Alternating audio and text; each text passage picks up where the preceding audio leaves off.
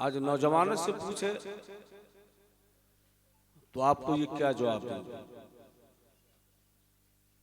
कुरान मुतलक कह रहा है कि रसूल पाक की जिंदगी तुम्हारे लिए नमूने अमल है। मतलब क्या? मतलब ये कि मेरे आका ने जैसा हुक्म फरमाया है उसको मुकम्मल तरह अपना ले, नमूना बना ले, आप कामयाबो कामरान। लेकिन आज मामला बिल्कुल ही बरक्स है। एक जमाना था कि जब मिलाद मुस्तफा का एहतमाम होता था तो लोग बावजू आते थे और सहम करके बैठते थे। लेकिन आज मामला यह है कि मिलाद मुस्तफा है, लेकिन उन्हें खबर नहीं कि हम कहां बैठे हुए हैं, घर में हैं या दालान में या मिलाद मुस्तफा में। जबकि ये महफिल वो महफिल है जिसके बारे में एक शेर मैं बारहा कहता हूं कि शायर कहता है, जब मदीने के तसव्वुर में निकल जाता है दिल, हुस्ने आलमगीर के सांचे में ढल जाता है दिल। और ये अदब गाहे नबूवत है, संभल संभल के सांस ले, यहाँ आदमी क्या फरिश्तों का। तो जब फरिश्ते आते हैं तो मुअद्दब अंदाज से बैठते हैं, तो हमें भी चाहिए अपने आप को ऐसे बैठे, ज़हन में ये ख्याल रखे, तसव्वुर ये करे कि हमारी बसारत इतनी तेज नहीं, लेकिन मेरे सरकार जिनकी महफिल सजाई गई है वो मुझे जरूर मुलाहिजा फरमा रहे हैं। तो इंशाअल्लाह खुद ब खुद हमारे बैठने का अंदाज बदल जाएगा, सोचने का अंदाज बदल जाएगा। हजरात, आमतौर पे देखा जाता है कि हमें जिन चीजों से बचना चाहिए उनसे नहीं बचते हैं, और जिनसे हमें नहीं बचना चाहिए उनसे हम नहीं बचते हैं, और जिनसे नहीं बचना चाहिए वो करने की कोशिश करते हैं। एक बात ज़हन नशीं करें कि इंसान जब किसी बीमारी में मुब्तला होता है, परेशान होता है, तो उसकी दवा खाता है। लेकिन अगर वो नहीं खाए तो कमजोर हो जाएगा, परेशान हो जाएगा, और भी दूसरी बीमारियां उसे हो सकती है। तो एक जिस्मानी बीमारी के इलाज के लिए हम दवाई खाते हैं, लेकिन क्या हमारी रूह बीमार हो जाए तो उसके लिए भी हम इलाज करते हैं? जिस्म बीमार हो जाए तो उसके लिए दवा है, और रूह बीमार हो जाए तो ये हमें कैसे पता चलेगा आगे साहब कि हमारी रूह बीमार हो गई है? जिस्म बीमार हो तो कमजोरी आती है, नज़ला है, बुखार है, कुदूस भाई, सर्दी है, कमजोरी है, इंसान पता कर लेता है कि मेरा जिस्म बीमार हो गया है। लेकिन अगर रूह बीमार हो जाए तो कैसे पता चलेगा? जो नुस्खा है वो ये तरीका है जांचने का। अगर हम मिलाद में बैठते हैं और 10 मिनट ताखीर हो जाए, दिल हमारे घबराने लगे, समझ ले कि रूह बीमार है।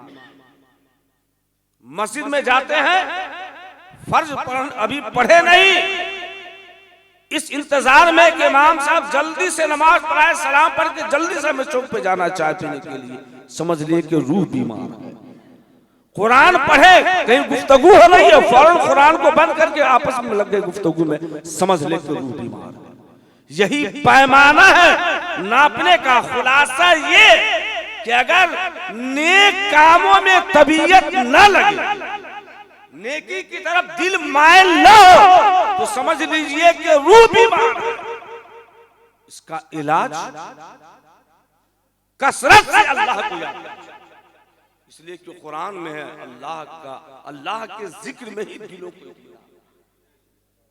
और अगर हम उसे याद करेंगे तो फायदा क्या होगा? खुद कुरान कहता है फज़कुरूनी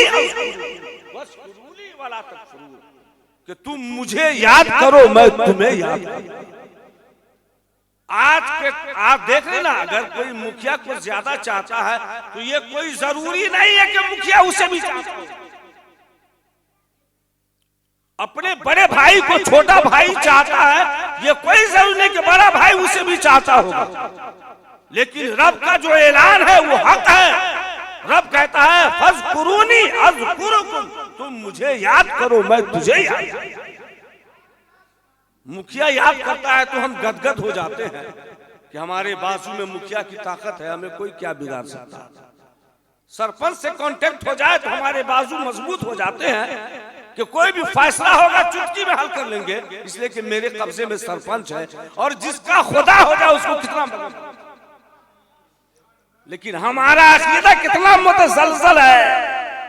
रब कहता है फज़कुरूनी अज़कुरुकुम, तुम मुझे याद करो मैं तुझे याद करूं, लेकिन हम याद करते नहीं। अफसोस आज हमारे अंदर वो कौन सी बुराइयां नहीं है जो पाई जाती है। गीबत हमारे अंदर, चुगली हमारे अंदर, रिश्वतखोरी हमारे अंदर, हसद हमारे अंदर, सारे अयूब हमारे अंदर पाए जाते हैं। हम कैसे मुसलमान हैं? भाई को पनाह हम नहीं देते। लेकिन आइए आपको मैं ले चल रहा हूं। अभी आपने उमर फारूक के बारे में वाक़या समात फरमा रहे थे हाफिज आरिफ साहब से। वो उमर फारूक जिनके नाम से शैतान भी पनाह मांगता। उमर फारूक आप इतने बड़े इंसाफवर कि आपके जमाने में एक बार जलजला आया तो आपने फरमाया जमीन से रुक जाओ, लेकिन जमीन फिर भी कांप रही है, हिल रही है।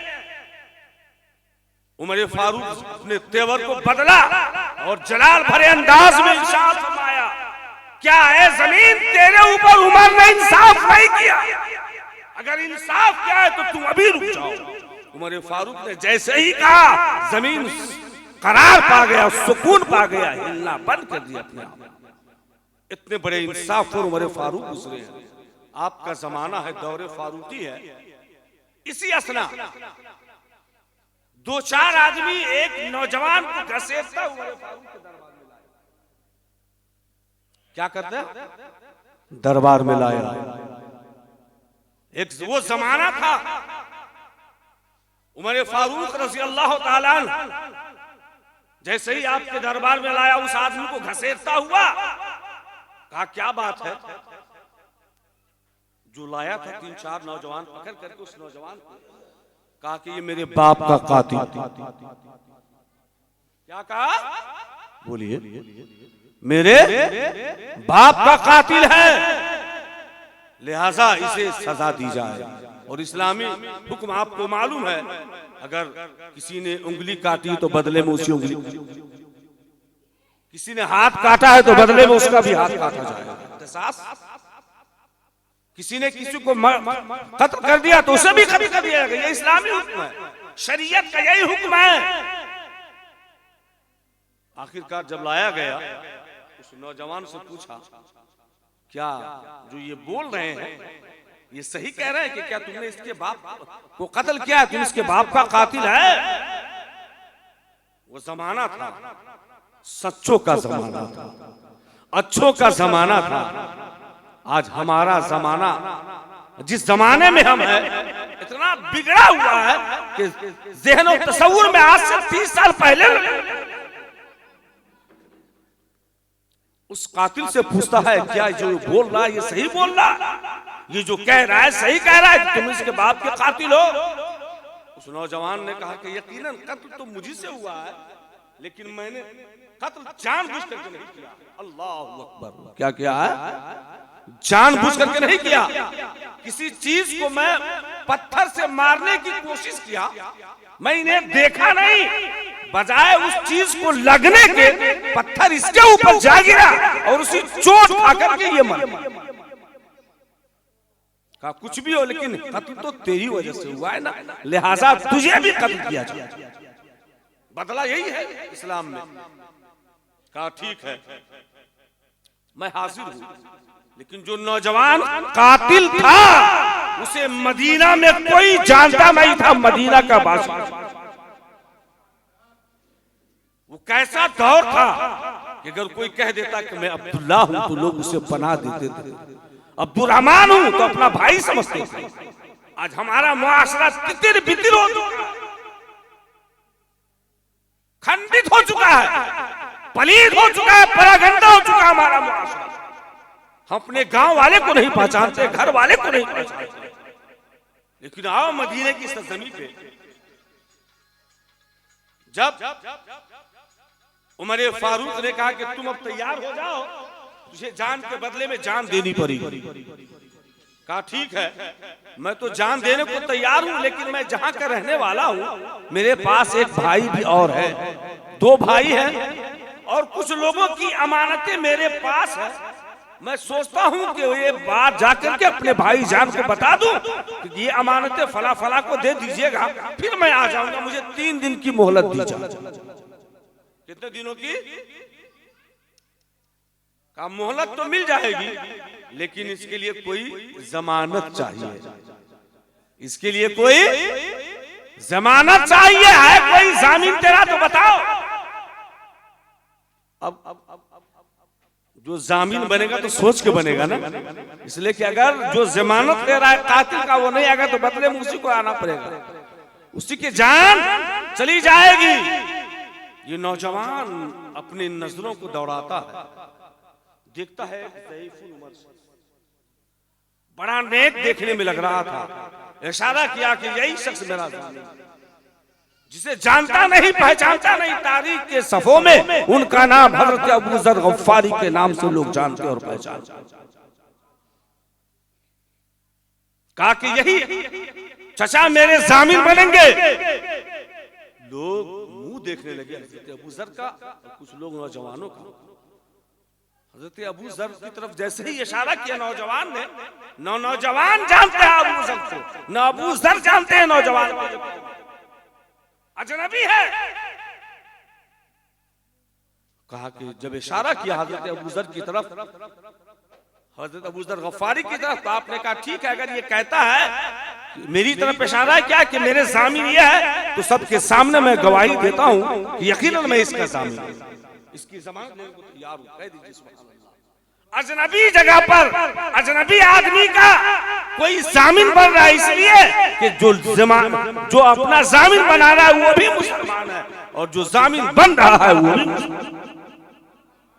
कितना मजबूत ईमान था कि आज के तारीख में अब्दुल कुद्दूस भाई कातिल कह दे कि अब्दुल कुद्दूस भाई आप मेरे जामीन बन जाए तो बनेंगे, नहीं बनेंगे। वली भाई बनेंगे, कोई इमाम साहब कोई नहीं बनेंगे आज के तारीख में।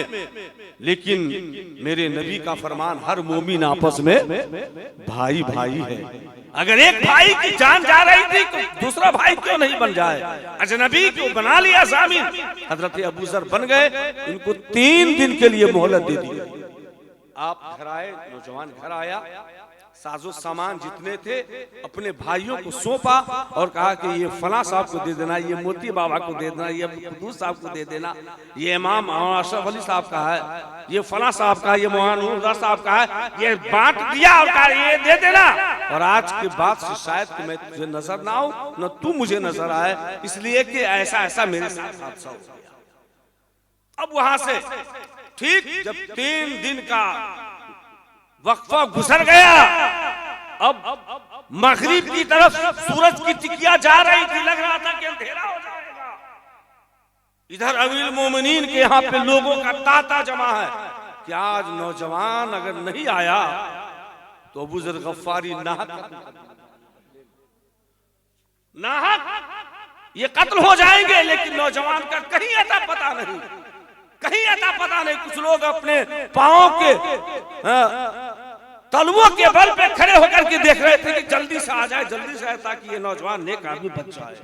आखिरकार वक्त ऐसा भी आया कि सूरज की टिकिया डूबने के करीब थी, मगरिब का वक्त होने ही वाला था कि किसी ने कह दिया कि कोई नौजवान है जो उलझे हुए सर को लेकर के करीब से करीब तर आ रहा। जब करीब आया, लोगों ने अहलन व सहलन मरहबा की सदाएं लगाई अबू जर की तरफ और कहा मुबारक हो। क्या अब पॉइंट वाली बात आपके करीब आने जा रही है, जहन को करीब रखते। जब आ गया नौजवान करीब, तो कहने वालों ने कहा, पहले तो कातिल के बाप, कातिल जो था उसके औलाद से कहा कि इसे माफ कर दो। कहा कि मैं नहीं माफ करूंगा। लाख गुजारिश करता रहा, यार माफ कर दो इसे, इसने जानबूझ के नहीं कत्ल किया है, धोखे से ऐसा हो गया है। अगर तुम माफ कर दोगे तो अल्लाह कुरान में इरशाद फरमाता है वल काज़िमीनल गैज़ वल आफ़ीना अनिन नास वल्लाहु युहिब्बुल मुहसिनीन। वो लोग बड़े ही अच्छे हैं जो गुस्सा को पी जाते हैं और लोगों को माफ कर देते हैं। और अल्लाह ताला मोहब्बत करता है भलाई करने वालों पे, एहसान करने वालों पे। माफ कर दो, लेकिन पहले माफ नहीं किया। लेकिन जब 3 दिन के बाद नौजवान आया, अबू जर की जान बची। नौजवान से किसी ने पूछा, तस्वीर में पूछा, ऐ नौजवान तू अजनबी था, तुझे मदीना की सरजमीन पे कोई जानता नहीं था, तू भाग गया, दोबारा क्यों आया? नहीं आना चाहिए, नाहक क्यों जान देने को आ गया? तो नौजवान आपको यही जवाब देता नजर आया, ऐ मदीना के रहने वाले ईमान वालों, रसूलुल्लाह के चाहने वालों, अगर मैं नहीं आता तो तारीख के सफ़ों में जब ये बातें लिखी जाती तो ये भी लिखा जाता एक अजनबी मुसलमान को जामिन बना करके नहीं आया और नाक दूसरे को कत्ल करवा दिया और इस्लाम के नाम पे बदनुमा दाग धब्बा। लिहाजा मैंने इस्लाम के नाम पे धब्बा ना आए, इसको बचाने के लिए मैं हाजिर। जैसे ही ये बात कहा नौजवान ने, अब कातिल की औलादे कहती है जब तुम आ गए हो तो मैं सबके सामने इस बात की शहादत दे रहा हूँ कि अब मैं तेरी खताओं को माफ कर दिया और मैं मेरे बाप को जो तुमने कत्ल किया है इसके बदले में मुझे जान नहीं चाहिए, बदला नहीं चाहिए, जा मैं तुझे अल्लाह के हवाले माफ कर दिया। जब उसने माफ किया तो उससे पूछा तुम ऐसा क्यों किया? तो नौजवान भी यही जवाब देता नजर आया कि जब एक अजनबी अपनी जान की परवाह नहीं किया, इस्लाम की खातिर अपने घर बार को छोड़ करके वादा वफाई के लिए आया है, तो भला मैं इस्लाम पे जब वो बदनुमा दाग धब्बा नहीं लगने दिया तो मैं इस्लाम पे कैसे धब्बा लगने देता? कोई तारीख में ये ना लिखे कि अगर धोखे से कोई कत्ल कर दिया है तो उसको माफ नहीं किया, मैंने इसीलिए माफ किया। हजरत अबू जर गफ्फारी से भी पूछा गया तो उन्होंने भी यही जवाब दिया कि अगर कोई तारीख लिखेगा तो साथ में ये ना लिखे कि एक मुसलमान का जामिन नहीं हुआ। एक मुसलमान अजनबी है तो क्या हो गया, कह दिया कि आ जाऊंगा, उसका जामिन नहीं हुआ। अगर तारीख लिखी जाती तो मैं उस लिखने में मेरा नाम आता और मैं मुसलमान, तो कहते कि मुसलमान भी ऐसा होता है, इसलिए मैं बिला झिझक उसकी जमानत को कबूल कर लिया। तो हमारा मिजाज ऐसा होना चाहिए, हमारा दिल ऐसा होना चाहिए। अल्लाह ताला कुरान पाक में इरशाद फरमाता है लक़द कान लकुम फी रसूलिल्लाहि उस्वतुन हसना, तहकीक के रसूलुल्लाह की जिंदगी तुम्हारे लिए नमूना अमल है। एक शख्स मेरे आका सल्लल्लाहु अलैहि वसल्लम तशरीफ फरमा है, इसके रावी हजरत अनस साहबी रसूल सल्लल्लाहु अलैहि वसल्लम तशरीफ फरमा है। इतने में मेरे आका ने फरमाया कि देखो एक शख्स आने वाला है। कुछ लोग कहते हैं मुआज़ल्लाह नबी को पीठ पीछे की खबर नहीं है, गैब की बातों को नहीं जानते हैं। मदरसा के पीछे कौन है कुदूस भाई, हम देख रहे हैं नहीं देख रहे हैं और नहीं जान रहे हैं। हाँ पीछे में देख लेंगे, देखे हैं तो कह सकते हजरत अल्लामा मौलाना नूरुल हुदा साहब करम फरमा है, इमाम साहब है, लेकिन आपके पीछे अभी कौन सा थोड़े देख रहे हैं। लेकिन कुर्बान जाओ गैबदा नबी पे तशरीफ फरमा है, सहाबा किराम का मजमा है। आप फरमाते हैं कि जो भी आने वाला आ रहा है वो जन्नती है, कह दीजिए। जिसको मेरे नबी जन्नती कह दे तो पूछना क्या है। इतने में क्या देखा कि एक शख्स है जो एक चप्पल को बगल बाएं हाथ में लिए हुए और उसके चेहरे से वो पानी टपकता हुआ नजर आया और सरकार की बारगाह में बैठ गया, सलाम कलाम बात हुई। उसके बाद वो जो होना था अपना फिर चल दिया उठ करके। दूसरे दिन ठीक उसी वक्त साहबे किराम के दरमियान मेरे आका तशरीफ फरमाया, आप इरशाद फरमा रहे हैं कि अभी अभी जो आने वाला है वो जन्नती है। देखा कि दूसरे दिन भी वही शख्स आया, उसी हाल में आया, बाएं हाथ में चप्पल लिया और लग रहा था कि अभी मुंह धो करके आया, वजू बना करके आया, उनके दाढ़ी के बाल से पानी टपक रहे थे। फिर सरकार की बारगाह में बैठा, कुछ गुफ्तगू हुई उसके बाद वो चल दी। तीसरे दिन भी मेरे आका ने यही फरमाया, अभी अभी जो आने वाला है वो जन्नती है। और वही नौजवान फिर तीसरे दिन भी आ गया। वही पे तशरीफ फरमाते हजरत अब्दुल्ला इब्ने उमर बिन आस। जब ये बात आपने सुनी, जब सब चले गए और ये नौजवान भी जाने लगा, तो पीछे पीछे हो लिया, पीछे पीछे हो लिया। जब दूर गया तो कहता क्या है कि मेरे घर में झगड़ा हो गया मेरे अब्बा से, और 3 दिन के लिए मैं घर नहीं जाऊंगा। अगर तुम मुझको इजाजत दो तो मैं तेरे साथ जाऊं और 3 दिन के लिए तेरा मेहमान बन जाऊंगा। दिन के लिए 3 दिन के लिए। अब कोई जबरदस्ती मेहमान बन जाए तो उसको किससे भगाया जाएगा? कहा ठीक है चलिए मेरे साथ। वो तो सहाबी थे, वहाबी नहीं थे। वो सहाबी रसूल सल्लल्लाहु अलैहि वसल्लम थे। जब ये गए 3 दिन तक उनके साथ रहे। नमाज का वक्त होता, अजान होती, नमाज पढ़ते, रात होती सो जाते, फजर का टाइम होता जग जाते। जब 3 दिन पूरे हो गए तब वहां से ये चलने का इरादा कर लिया कि अब मुझे जाने दिया जाए। कहा भाई तुम आए हो मेहमानी में, 2 दिन और रुको ना। कहा ना जाने दिया, मेरा काम हो गया। क्या मतलब? कहा तुम आए क्यों थे? कहा सुन लो हकीकत बात, अगर मुझसे पूछते हो तो सुनो। मेरा बाप से कोई झगड़ा नहीं है, घर में कोई लड़ाई नहीं है। जब 3 दिन तुम आए तो मैं वही सरकार की बारगाह में था, और तेरे आने से पहले मेरे आका ने फरमाया था कि जो आने वाला आ रहा है वो जन्नती है। तो मैं इसी सोच में था कि ये कौन सा अमल तू किया है जिसकी वजह से अल्लाह के रसूल ने दुनिया ही में जन्नत की बशारत दी। तो मैं तेरे अमाल देखने के लिए आया। लेकिन जाहिरी सूरत में तो कोई ऐसा अमल नहीं देखा तेरे अंदर। फर्ज नमाज तू ही पढ़ता है, हम भी पढ़े, नफल तू ही पढ़ता हम भी पढ़े, सो जाते हैं। अलबत्ता जब तू करवट बदलता था तो तेरे हर करवट बदलते वक्त अल्लाह की आवाजें आती। ये मैंने देखा। कहा ये बात कहा? कहा ये तो कोई माना नहीं रखता है, लेकिन मेरे नबी ने ऐसा फरमाया है। आखिर तुम बताओ वजह क्या है वली भाई? हुजूर, तो उस नौजवान ने कहा, सहाबी रसूल ने इरशाद फरमाया, ऐ नौजवान सुनो, मुझसे पूछ रहे हो तो सुनो। वो बात ये कि मैं कुछ भी करता हूं लेकिन दिल में हसद किसी का नहीं रखता, किसी से जलता नहीं हूं। एक हसद से बचने की वजह से अल्लाह के रसूल ने फरमाया है कि जन्नती। तो हसद एक बहुत बुरी बला है। हसद करने वाला पहले खुद हसद की आग में जला जाता है, फिर उसका शोला। शेख सादी फरमाते हैं हसद करने वाला पहले हसद की आग में खुद जलता है, फिर उसका शोला दूसरों को पहुंचेगा। इसलिए इन खतरनाक बीमारियों से हम बचने की कोशिश करें।